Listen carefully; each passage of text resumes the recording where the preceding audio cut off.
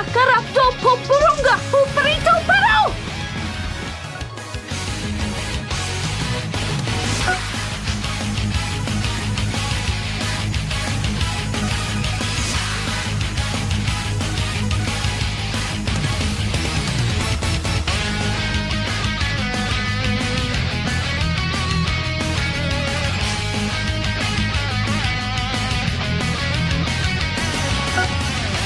Okay, consider it done.